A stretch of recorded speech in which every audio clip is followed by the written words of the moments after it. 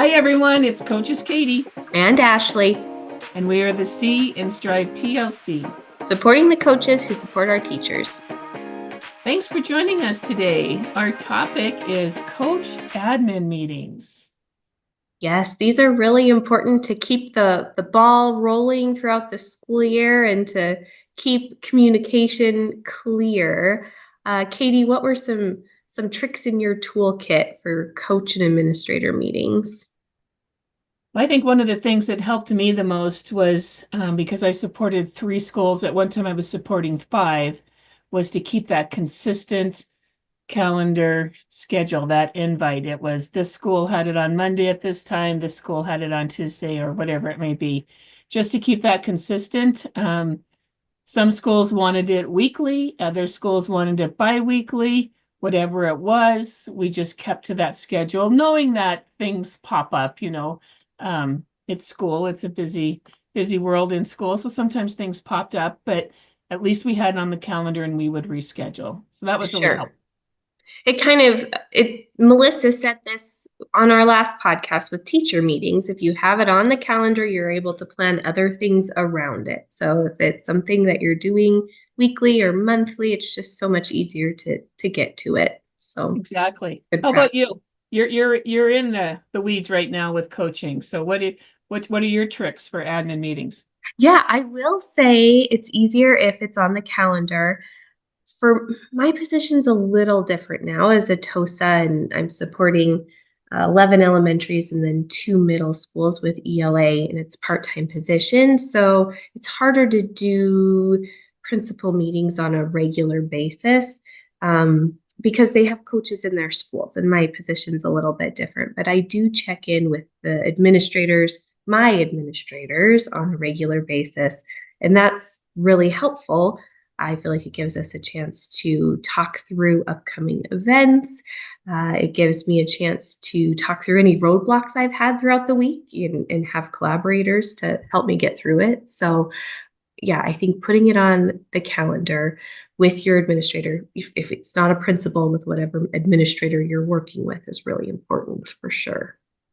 I'm glad you brought up your role because every role is different for coaches. It's not everybody gets that luxury of just one school and maybe one subject area. And so when you're thinking about connecting with your admin team, no matter how many schools you have, how many teachers you're supporting, it's a partnership, I think, that you need to remember. It's a partnership with the admin team and the coach. And it's a fine dance sometimes because you do not want to be seen as admin, because that defeats your role as a coach. So you have to keep that communication going, but also recognizing your role as a coach over being admin, if that makes sense. Yeah, absolutely. Well, especially if you're a coach in a situation like mine where you're supporting a lot of different schools, you're not able to be in the school building relationships in the same way. And so becomes an even trickier dance. But I think that's when just being vulnerable with teachers. I had the opportunity to start working part-time as an EL teacher this year, in addition to the coaching position. And so I think that's been really helpful because people see me in front of kids and working with students, and I'm in the scramble just like everybody else is. And it's real, and I think that really helps with relationships. Absolutely. When you were talking, I was thinking it's real. So you said the exact same thing that I was thinking of as you were explaining it. Yeah. Yeah. Well, and I think that's important too with the coach and administrator meetings. When we're checking in on a regular basis, it builds that relationship and it allows those meetings to also be real, because there's always this pie in the sky scenario where we want to be, where our goals are, but then also there's our reality, and there's a gap there typically. And it just, when you're checking in and building those relationships, it allows that clarity to come forward. Exactly. Exactly. I think one tool that is extremely helpful with admin coach meetings is having an agenda. Yes. Agenda, that Hmm. you have to have an agenda, and you have to keep track. And tell me about your agendas that you use when you were coaching in a different role.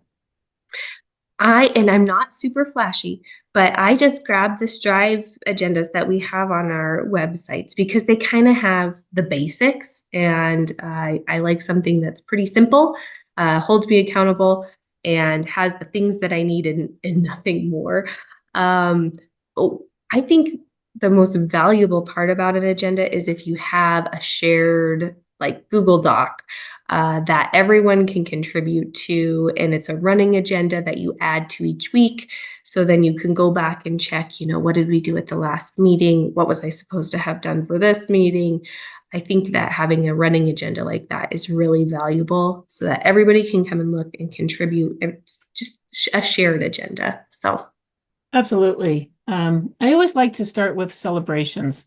When I had my meetings, I would give a celebration, the admin would give a celebration as well. I think that's just a great way to start and keep it on. It doesn't necessarily have to be on coaching, but it can be, but it could be something that you saw or something that, any kind of celebration. I always like to start with a celebration. I think that's so important because sometimes you just, I must need to get to the meeting. We don't have time, but you got to celebrate. You got to have those good moments, knowing that the work is going well. yeah, that reminds me of a consultant. Her name is Tammy Elser, I believe. And she has this routine called 3 Happy Moments. And it's something you would do with your students, but I'll make the connection here. At the end of the school day, you share 3 happy moments, and the students all write down 3 happy moments, things that happen to them throughout the day. And what that does is if you have a student who's really worried often or gets discouraged or kind of gets stuck in those negative thought patterns, you can't be thinking about the negative and at the same time thinking about the positive. And so it forces those students out of the negative rumination and into the positive, which is great. But what it also does is it builds like a good connection from the classroom to the home. Because if the last thing that they say when they leave the classroom is their 3 happy moments, and then the parents, the guardians ask them, "Hey, what'd you do at school today?" That's the first thing that they share. And so that builds this really positive connection with the family too. But I think as adults, it does the same thing. Like if we're having a bad day, we're coming into this meeting and we have to start on a happy note. It brings us out of that negative thought pattern too and into hey, yeah, I did something worthwhile this week. And that feels really nice. So I like that idea a lot. I love that idea. That is awesome. I wish I Yeah. would have known that when I was teaching. I used to do 2 stars and a wish, but for editing and all that, but I'd never thought of 3 happy moments. That's awesome. Yeah. That's Yeah. great. I really like it. I like it a lot. So what else? Anything else with agendas that you feel has been really impactful for you over the years? I think bringing it back to data also helps. Grade level subject, I would make sure I had a place for that. Any coaching cycles I may have been doing.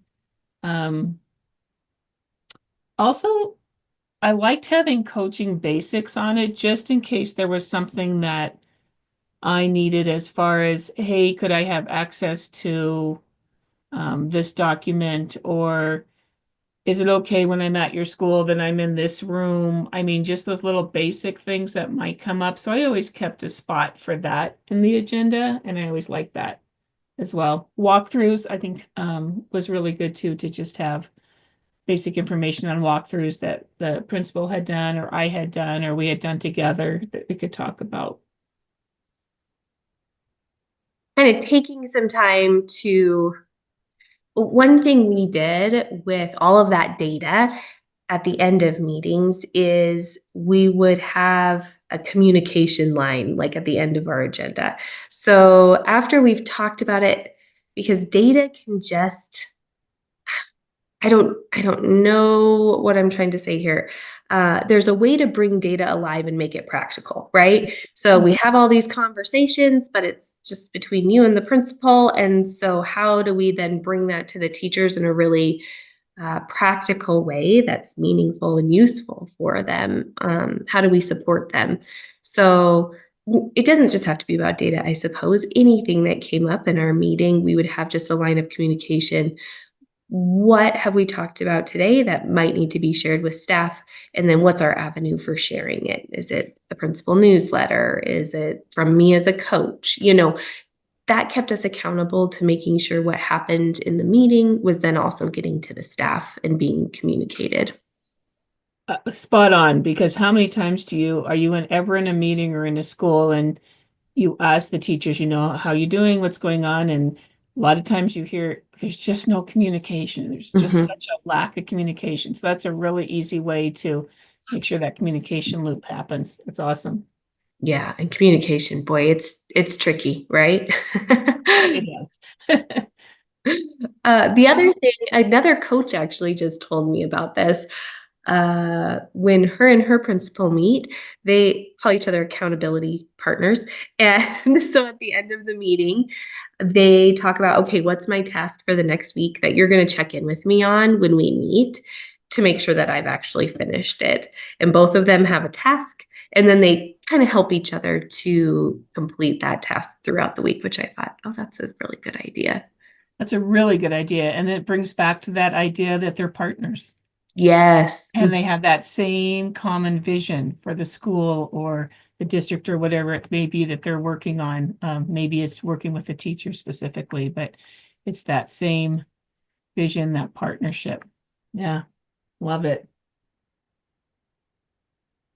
There's a couple more things that I would just like to talk about before we leave. And one of them is a coaching tracker, tracking your coaching. And because I've been in situations where the principal wanted to know how it was going or what kind of work was going on in a certain classroom. And I was able to show not sharing the confidentiality piece, but saying, yes, I have been working with this particular teacher or this group of teachers, and this is how I did it. So coaching trackers are very, very important in this work. And simply is a Friday afternoon thing before you go home because you get so busy, but block out an hour and just reflect on your week and track things. And so you're able to share that information with your principal. Yes. And it's a way for us as coaches to check on if what we're doing is impactful. Where have we spent most of our time? And are we seeing, a positive change at those places that we've been supporting? And if not, what do we need to change or adjust to better support those educators? Um, I have a form. I just took the coaching trackers that we have online from Strive. I adjusted them to make them work for me a little bit, right? So I take also our district-wide goals, and then I've added that to the form. So if I'm working with a teacher, what goal from our district is this connecting to? Because that helps me to see, am I seeing growth in that goal in areas where I've spent a lot of time working towards that goal? And if not, okay, well, maybe I need to do some adjusting. And if so, okay, I'm going to stay the course and continue that work. Um, so I just put that into a Google form. And I like that because you can see the trends really quickly. You can see, for me, it's not necessarily a specific teacher, it's a school that I'm working at. Okay, which school have I been working at the most? What goal am I working on that school? Am I getting any traction with that? What do I need to adjust? But I think it's taking those coaching trackers that we have with Strive and making them your own, or using them as a starting point, or just taking those and running with them just the way they are. Right. I love the idea of the goals there. We all work on goals in our schools and have goals there, but sometimes with the grind, they can get put on the side. But if it's there on your tracker, that's an excellent idea. Love it.